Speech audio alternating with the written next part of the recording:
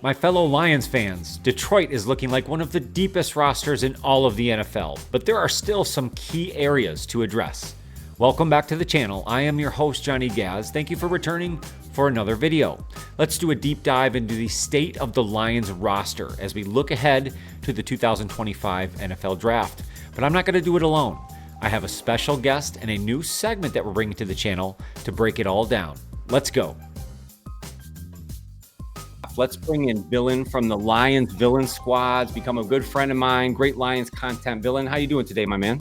I am doing fantastic. I am ready for this offseason to be over. Oh, I hear you. It's like football is creeping. It's that slow time of year, you know, the after free agency before the draft. It's just that weird kind of lull. We're waiting for things to happen, right? So let's dive into it. So we're looking at it here. Last year, coming out of 2024, we had $32 million in cap space. You've done a fantastic job of laying it out for us here. Now going into 2025, we've had a flurry of free agent moves, right? Now we're sitting at $50 million. So before we dive into the roster, I think the biggest question I want to ask you before we get into this, because when I talk to Lions fans all over the place, there's either two schools of thought. It's the, you know, sell the farm. We had to go for it. Go get Myles Garrett, go get Max Crosby, whoever that it player was at the time, versus what seems to be the pattern of behavior for the organization right now.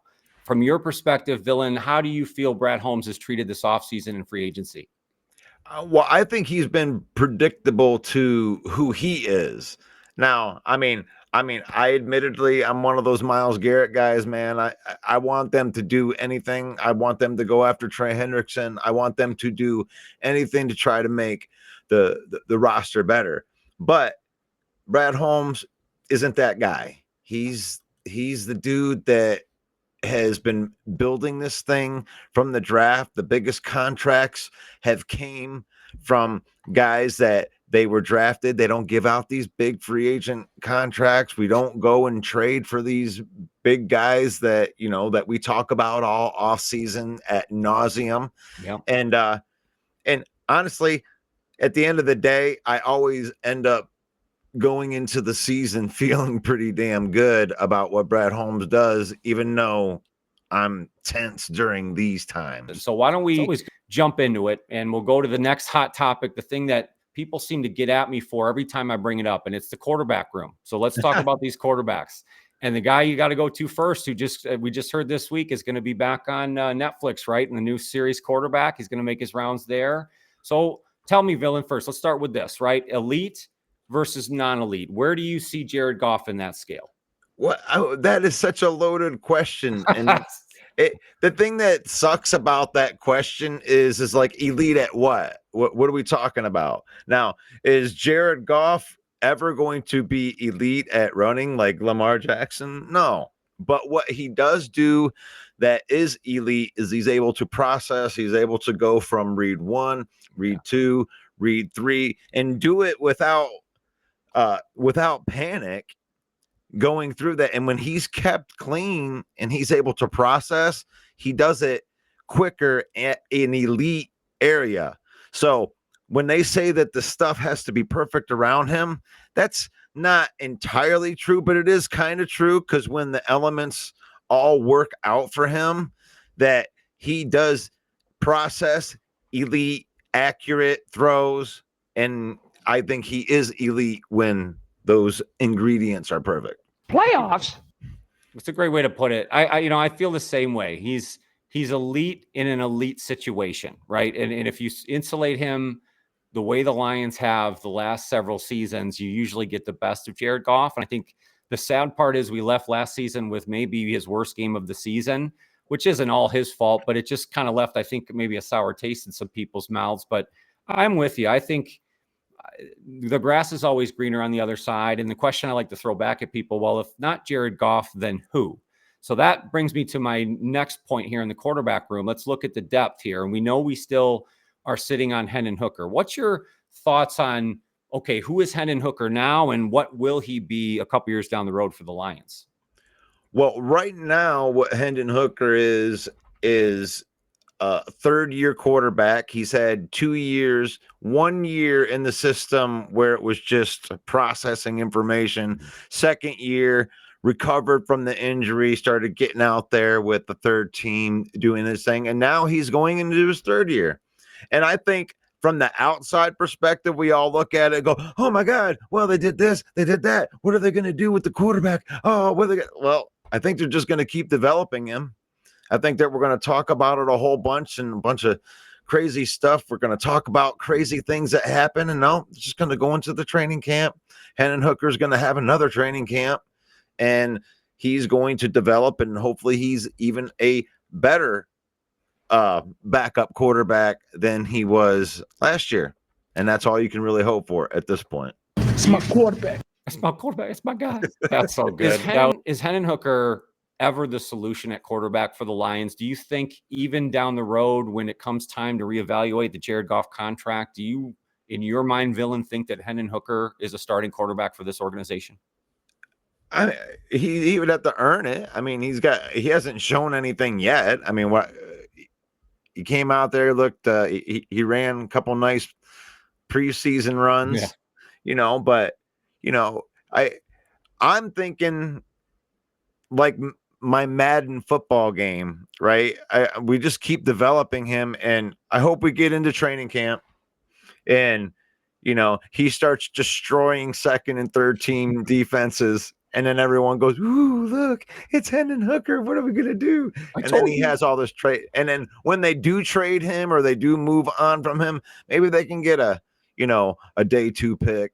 Yeah. Or gosh, even to think a day 1 pick would be crazy. I thought, it's funny. I thought he might be a trade piece this offseason, potentially. Because if there was ever value in him, I think the mysteriousness of his career so far might give him more value than he's probably worth down the road.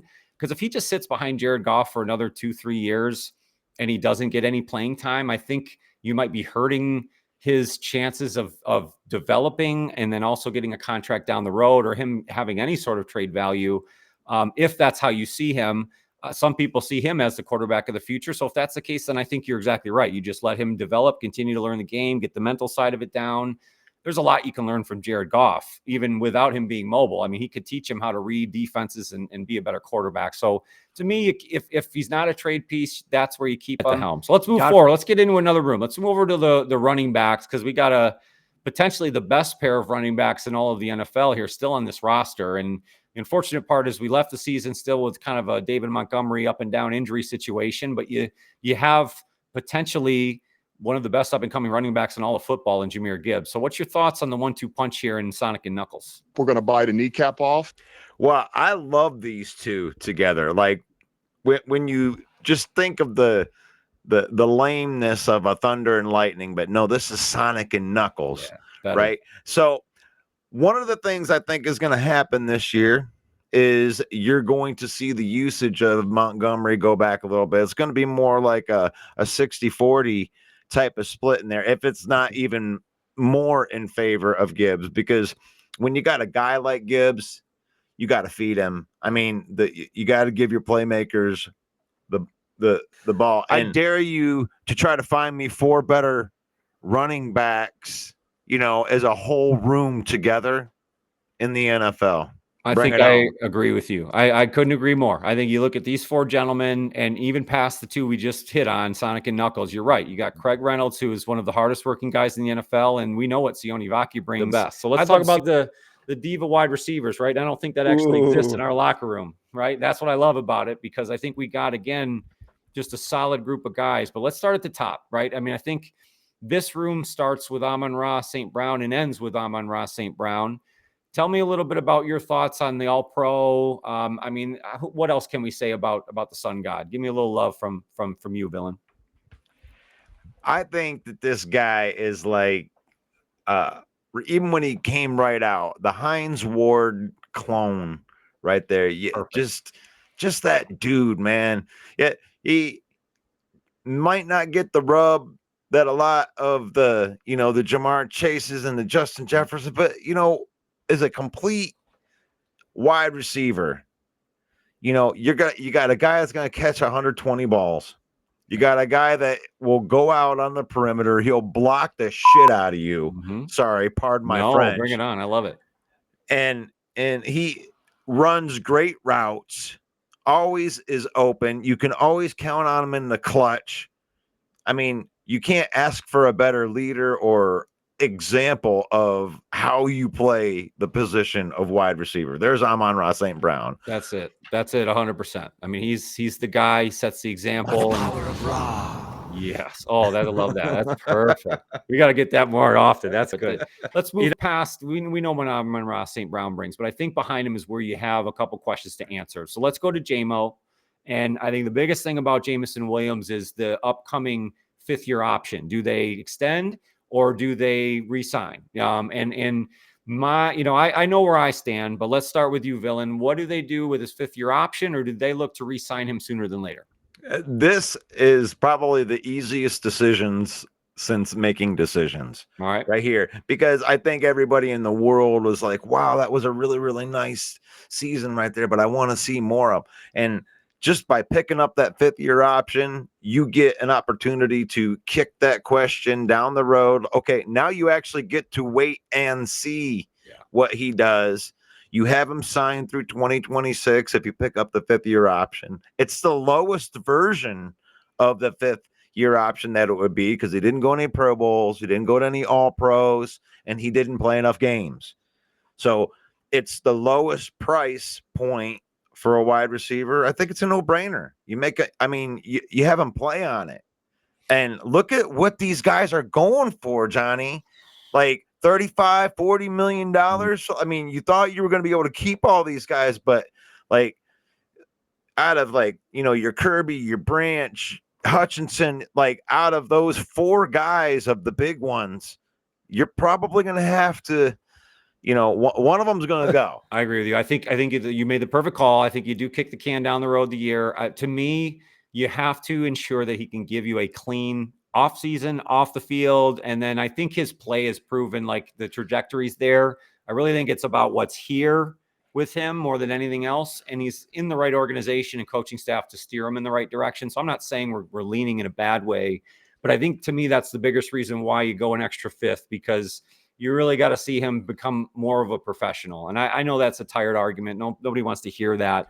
Well, I see Brad Holmes trying to get value everywhere that he could get, right? So if you pick up his fifth-year option, and let's say, he does have a full season next year and he goes for 1,500 and, 12 touchdowns. Well, if you go to trade this guy, if you know that he's not part of your long-term plans, that's somebody that, I mean, what would they get out of Tyreek Hill? I mean, you can get a day one, day two pick out of him. You ain't paying the salary, then you replace him with what you do well, which is Brad Holmes loves to just draft players. So I think you can replace the talent, but I don't know if you can replace that speed though. So yeah, we might be in a T. Higgins, Jamar Chase type of situation. I don't know if I could let him walk out the door though. Johnny. Let's get behind Amon-Ra and Jamo then a little bit, because we also re-signed Tim Patrick, and we spent a little bit of time on that on our most recent live, so we don't need to beat that up. But what's your thoughts on the true depth behind the two big boys, right? I mean, you got the speed in Jamo, you got the everyday Amon-Ra St. Brown, but do you still like Tim Patrick? And obviously we got Khalif Raymond there. Do you think there's still room to add a piece, or are they good going into this year? Well, I mean, you still got Antoine Green too that you drafted that's sitting behind. I didn't put him in this picture right here, but I love Khalif Raymond. Khalif Raymond is in one of those. I'm gonna make here's something for your channel right here. Something about Khalif Raymond is he has zero guaranteed money on his contract right now. He's in the last year, along with Anzalone. Frank Ragnow's not in the last year of his contract, but he doesn't have any guaranteed money either. So these are perfect contracts to either cut. But one thing they could do is extend him. So don't be surprised if you see an extension. It might just be 1 year, but just to lower his cap number. I mean, they could lower his cap number by $5 million just by kicking his cannon one more year down the road. I'd be okay with that with Raymond right there. Just something to think about for Raymond right there. He's a great number 4 wide receiver in this position. Yeah, they seem to really like him a lot. And I think the versatility is there. And And again, it's not that this Khalif Raymond is not compared to Jamo in any way, shape, or form. I'm not making that comparison, but you talk about ways that you can make up for a loss of speed, and you have guys like that. And I think those are players you might be able to find down the road. But Khalif is an organizational guy. They love him. So I agree. I think he's a big part of it. You ready for this? Go. There it is. Oh, you can't. You want to talk about depth? You want to talk about depth? He's hanging in. You know he's hanging in there. Oh, he's a practice squad hero. That's he's right. Always around. He's always around. Yeah, you know they're going to cut him, and then they're going to bring him back. Let's move on. Let's go to the tight end room. Kennedy was added to the practice squad today. Well, how many times are we going to hit that headline this year? We moving on to the tight end room? Yeah, we got to talk about the big boys, and they did make a move here, surprisingly. And again, this is another player we hit on in the live. We talked about bringing in Kenny Yeboah from the Jets. Do you think he brings anything to this tight end room, or do you feel they're pretty set? Because they also just recently re-signed Zylstra as well. I didn't get contract terms on it, but they've basically now locked up every single guy in their tight end room. So they obviously like the 4 people they have here. Do you see, let's say behind Sam Laporte, do you see one of these guys kind of stepping up between Brock Wright, Kenny Yeboah, and Shane Zylstra? I love Brock Wright and Sam Laporta as the 1-2 right there. Yeah. And especially when you're getting out there in big formations, you could have both tight ends running 2 tight end sets, and both of those guys are a threat to go out and catch a pass. And both of those guys are pretty good blockers out on the perimeter. So you run that big formation, shoot, you could run 3 tight ends, one of them in the fullback spot, and Gibbs gets to run behind an army. So I like the tight end room. I like going big formations. Like when I'm playing Madden football, I like big, tough formations. Mm-hmm. I like playing big boy ball. Let's go back to Laporta for a second, because I think he's a huge piece to this. Last offseason, I made a video that claimed he was the most important piece to the Lions offense. Now, that was probably an overstatement on my part, but I just felt coming out of his rookie year, those numbers that he had put up and his trajectory just looked like, man, he was next level. Now, I think he was still just as valuable in the running game and a lot of other aspects, but the stats came down a little bit. Do you think that's just maybe a second-year slump, or was that more them working in other weapons on the offense, or do you see him kind of getting back to that year one, that rookie-type year that he had? Well, I mean, I think it got off to a slow start. I mean, like that injury carried probably 4 or 5 weeks into the season before he really got his legs underneath of him. Good point. But I think that it does have a lot to do with Jameson Williams. When you got a guy like Jameson Williams, that's like speed like nobody else has ever seen. Yeah. You got to try to get him the ball more, So I see more targets being filtered into Jameson Williams and more into Laporta too, because I actually did a video on my channel that talked about how the wide receiver 3 is almost being phased out of our offense. And not because the guys play bad, but just the numbers over the last 3 years where, Raymond had like 700 to 400, and then he only had a couple hundred last year. And then you had Tim Patrick, even his numbers weren't like crazy. So you're looking at Sam Laporta is kind of like the wide receiver 3 when you think about it, Amon-Ra, Jameson, and then Laporta is really the third receiving option, and I think that's the way that they want it to be. I agree. You know what I'm saying? I do. Yeah, I think you're exactly right, and that's a great way to describe it. And I think in this year's offense, it's probably the same idea. They want him as that third target. So let's move on. Let's go to the offensive line, because I think there's a lot of good questions here to answer now that we've had some movement on the offensive line. Let's look at the tackles here first. And obviously the cog of the offense, the offensive line, I don't think we get away from it, is Penei Sewell. Your right tackle, the all-pro. I mean, we could do the same thing that we did with Amon-Ra St. Brown. Villain, give me just a little bit of love here also for Penei Sewell. Oh, come on, man. I think he's the best player on the roster. I mean, at any position, I think he's one of the best players in the NFL at any position. You build the franchise around Penei Sewell. That's what it is. All of the plays that work, all of those sexy little plays, Amon-Ra touchdown passes, they all work because of guys like Penei Sewell and Taylor Decker for that matter too. I mean, when you're looking at 2 tackles, 2 of the best. That's probably one of the best pairs I agree. in the National Football League. I mean, I don't think that you could argue them out of the top 5. Manu, I believe in progression here, and I think that you're going to see a different player. Manu, you're going to see him play snaps this year. They're going to start talking about him a little bit this year. I don't know if he can find a starting spot unless they do move him inside. I love Dan Skipper. Dan Skipper, you can always count on him. Yeah.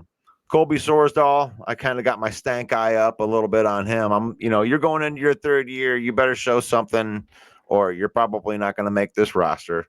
I agree. I think the fact that they were okay re-signing Skip, I just kind of tells you maybe Sorsdahl's on the way out. And I agree with you about Manu. I think there's a lot of versatility with him and some future left. So I think the room looks good there. Let's move on to the guards, because I think that's really the big question. To me, it's the departure of Zeitler. That was a guy, to me, I thought the Lions had to re-sign. I would have told you that's one of the more priority type things, but he didn't. And he took $9 million and went elsewhere. No harm, no foul on his part, but then they have to now reset their guard room. Tell me what you think ultimately the plan is for their left guard and right guard position now that you don't have Kevin Zeitler in the mix. Well, there's been some talk about flipping Glasgow over to the other side on the right side. You put Mahogany is the replacement for Zeitler, but you definitely need depth. You got some work to do here. We're not done. See, or that might be the 28th overall pick could be a guard that will be the guard for the next however long. You got to think about replacing Frank Ragnow too. I think he is. I mean, he's 29 years old. I know that he's got a bad toe and everything like that, but he came out last year and said that the retirement stuff that was blown way out of proportion, that he's playing football. So Frank Ragnow is here, but how long? But I agree. I like the interior look right now. I'd be okay with these 3 as your starters, but I really think, I think you got to have a plan for the Glasgow thing. To me, Glasgow took a huge step back last year, and I just want to see a plan behind him. I love Mahogany. I think he's ready to go. And I think Frank's got some good years left, but I agree. There is some planning to do in this room. All right, so let's switch it over to the defense. We'll start in the defensive tackle room. And I think the biggest thing coming off of last year is resetting the injuries and sort of the timelines for a lot of the folks coming back. And we'll start right here in the defensive tackle room. And I think Aleem McNeil is the priority piece. He's your set piece in the middle. He's the guy that causes havoc. He's the rusher of the passer, but he may not be ready up front to start the season. So we saw the Lions make a flurry of moves to sort of re-sign and then revamp this room. So let's start with the Roy Lopez signing. Do you think that this is the immediate replacement for Aleem McNeil, or is he just part of the bigger picture for the whole room? Oh, I don't think Roy Lopez is in there. I mean, it's Reeder and Levi. If we're running that 4-3 and you got the 2 defensive tackles, it's Reeder and Levi, and then you got Roy Lopez and Wingo coming off of in reserve, and hopefully Broderick Martin in there. But you know how I feel. I did that take on the 3-4. Yep. You got a couple of 3-4 ends that are in this D tackle room. When I look at 3-4 ends, that's Levi, that's Mekhi Wingo. Yep. Those guys fit more of the 3-4 ends. So just be on the lookout for a possible schematic change right now, because we got a lot of linebackers too. That's fair. Yeah, that's exactly what we're seeing. Well, we talked about the D tackles. Well, let's get into what might be the biggest thing about this offseason. You can't escape the picture that is the defensive edge position for the Lions. We know Aiden Hutchinson and everything he brings. We've seen a lot of his offseason workouts and sort of things progressing with his rehab. So you got to feel good about him coming back and should be full steam as we get towards the start of the season. But the question is, what is opposite of Aiden Hutchinson? They went out and re-signed Davenport on the team-friendly deal. We know they have Pascal. They just re-signed El-Kadin Muhammad. So, I mean, they're adding those depth pieces in so they can kind of build behind them. Mitchell Agudi, Nate Lynn. I mean, so there's guys there behind them. But ultimately, the question is, what do they do on the opposite of Hutch? Is Davenport what the plan is, or do you think there's still moves to be made? I don't know about free agency. But when you're looking at this, doesn't this stand out You know, when we're looking at every single signing that we have, even if it's something that we need, because we do have to roster 53 guys. But every time it's a sign, it's a cornerback. Oh, can you rush the passer? It's like, I get it. Yeah. I get it. This is the room that needs a lot of attention. We got to put some attention into this room. That they could be bringing somebody in. You could bring in a Von Miller. You could. There are a couple of options that are out there that may not be the greatest in the world, but it'd be better than Davenport. Yeah. And I think that when you're looking at a guy like Muhammad and Pascal, I think the regime and the coaches feel a lot better about Pascal than maybe the general public does.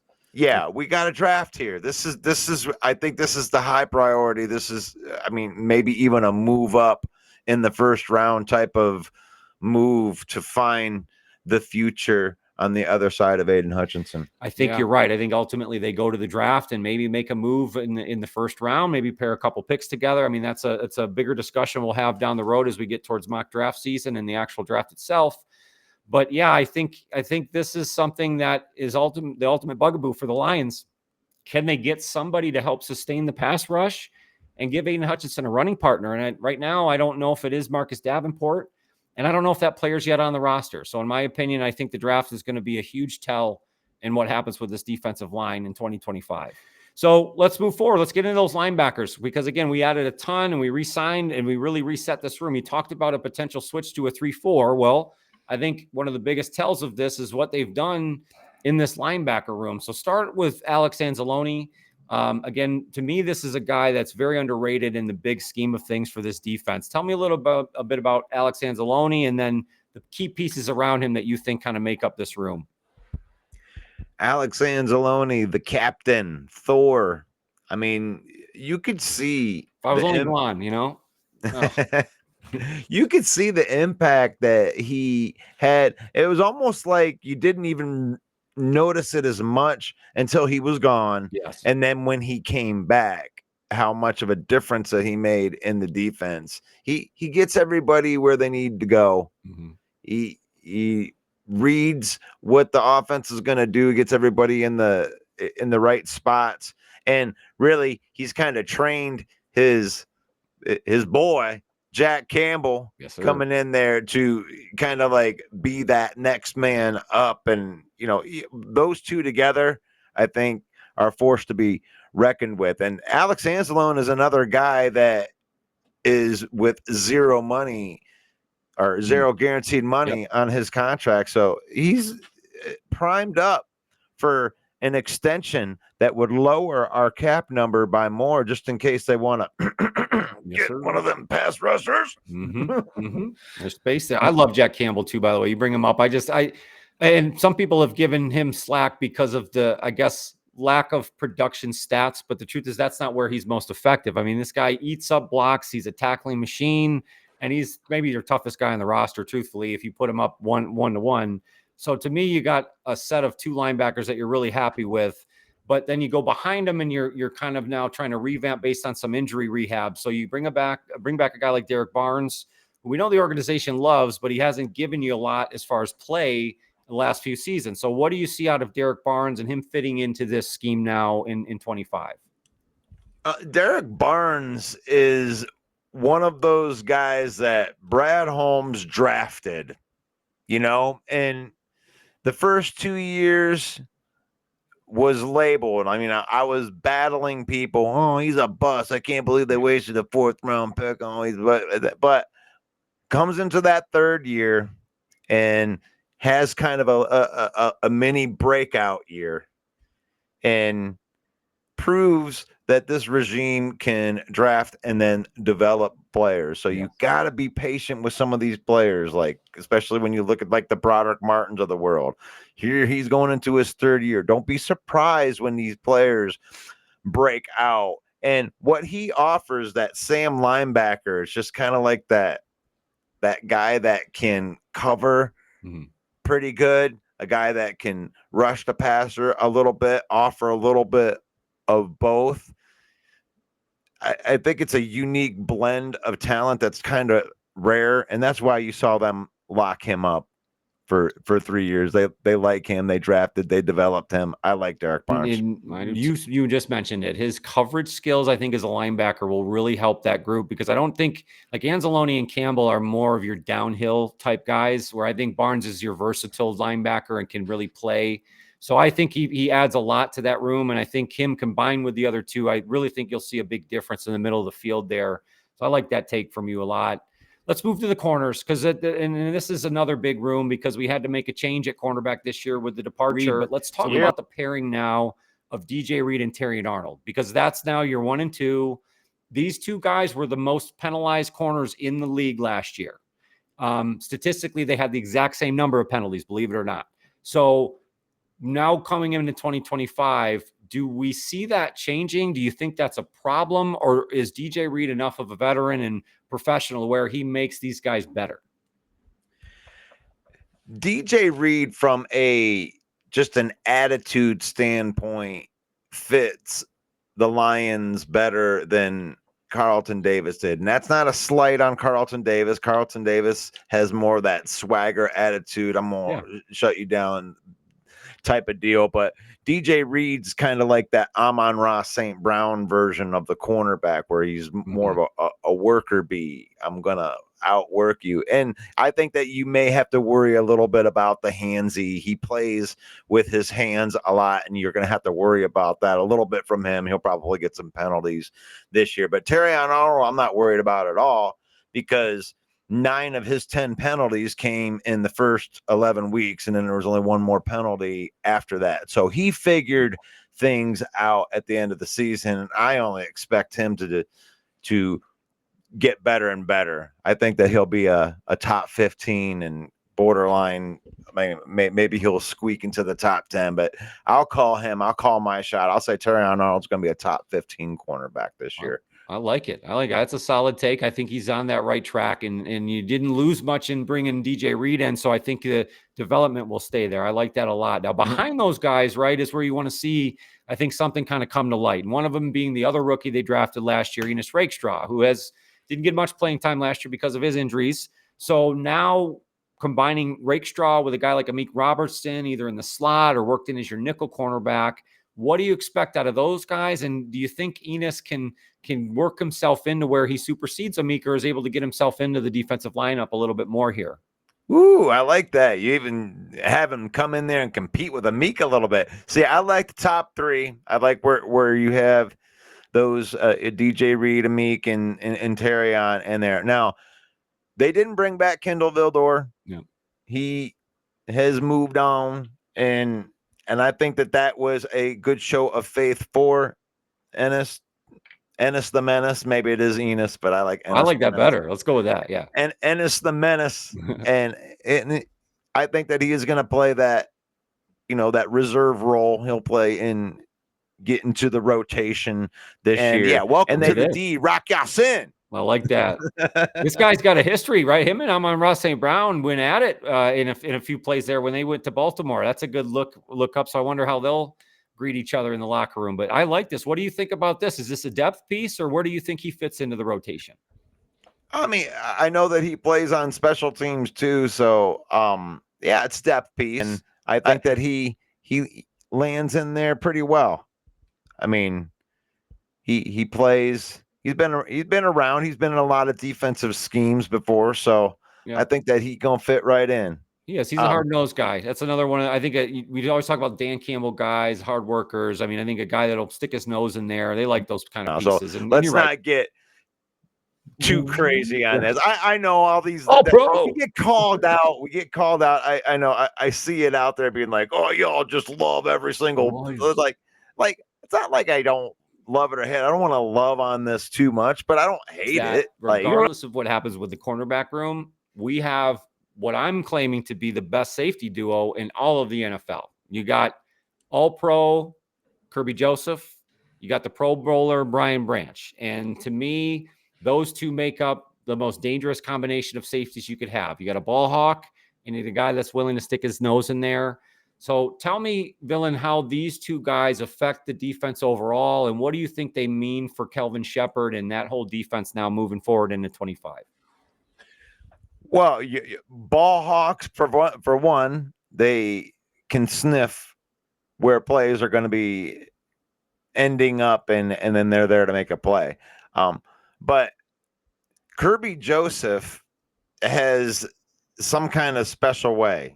Yeah. I mean, he has a way. He's taken over a couple of games, and I think that he's getting a knack for it. And then Brian Branch, I posted a stat that I couldn't even believe it, but they were talking about who were the highest graded run defenders via PFF, and he was definitely the only defensive back on that list. Wow. But you're talking like, defensive tackles and linebackers and ends that are recognized as the best run defenders. No, he's a safety. Wow. That you put him right up in the box, and tackles for losses, you can just count on it. So these guys, as far as the way they complement each other, because they're very different with the way that they play, they're gonna have to figure out a way to lock both of these guys up. You don't usually pay two high-end safeties like that, but you want to talk about the guys you want to keep around. Yeah,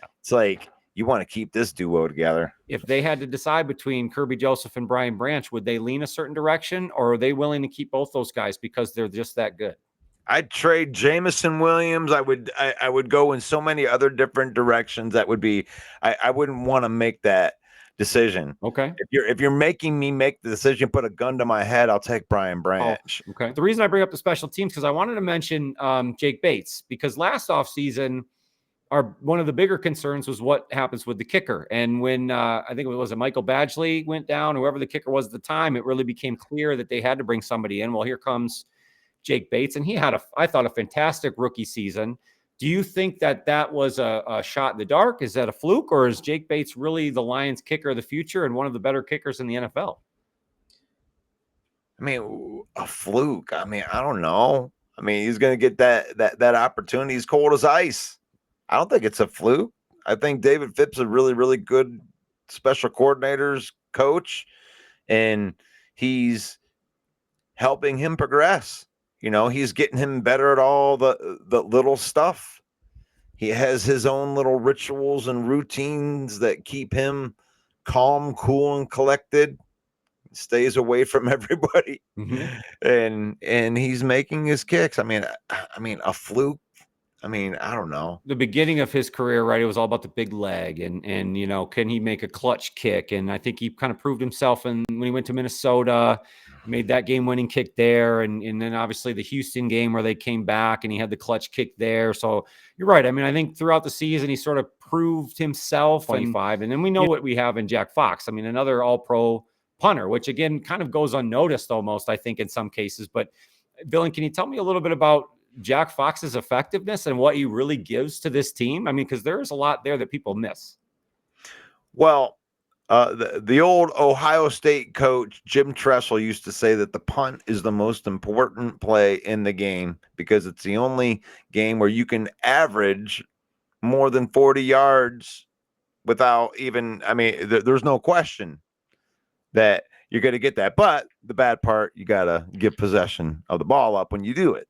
But having a good punter, having a guy that can pin you inside the 10-yard line, put your defense in a good position to where they can really lean on an offense, to where you're playing ball control, to where you got two great running backs and you want to be able to control the line of scrimmage and be able to control the possession of the game, have it in your favor, running that clock. You want to have them backed up.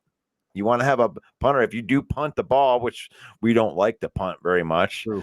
I mean, Fox is, that's easy money. No, both those guys, yeah, they really don't have to do a whole bunch. We're gonna punt. You've had enough of that shit. But they just look over. I'm like, nah, again. No, okay, good. But yeah, I agree with all your points. I think you hit it right on the head, and it's a weapon for the Lions to be able to flip the field almost at will. So let's wrap this up, Villain. This has been great. You get a fantastic knowledge and information. I always go to you for that kind of stuff. But let's look at the big big picture, right? And say, we've looked at the roster now. We've kind of hit on everything. In your mind, what is the biggest need or the hole the Lions need to fill? We talked about free agency being over. We have the draft. What is that hole that you see, if there is one? Well, I think that in free agency, they're going to piss everybody off right here. But I think they're going to fill the hole on the offensive line side. I think they're going to add another piece before the draft. But I don't think that you're going to see a big move. And I think that you're going to see this team, because there's not there's not 6 spots or 7, however many draft picks that we have this year. Yeah, there's not 7 roster spots available. We are in a prime position right now to trade up and get the guy that we want to get.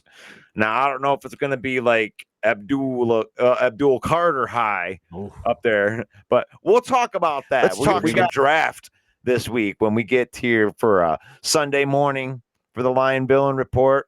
I'm excited. Yeah.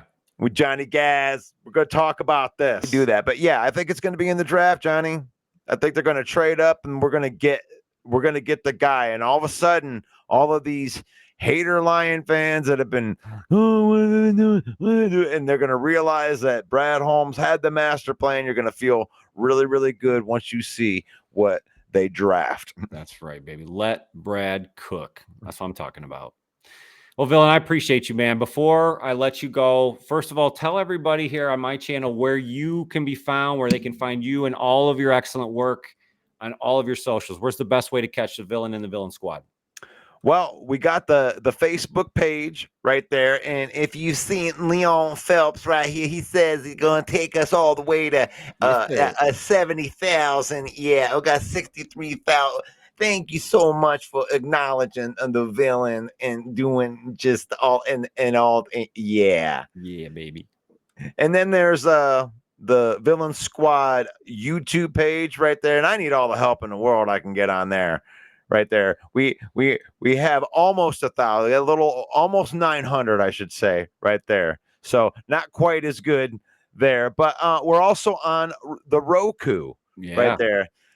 Teamed up with Bill the Packer fan, Mike the Bear fan, and they even got a Sarah the Viking fan. So the Huddle Sports Network on Roku will be streaming all of that, and you'll be part of that too, Johnny. I appreciate you, man. Thank you so much for coming on. And like I said, if you can go check out Lions Villain Squad on YouTube, make sure to subscribe, hit a like on this video. Again, Money, I appreciate you. Just take it easy, and we'll talk real soon. All right, buddy? Sounds good. All right. What a fun roster breakdown. Thank you to Villain from the Lions Villain Squad for joining the show in the new segment.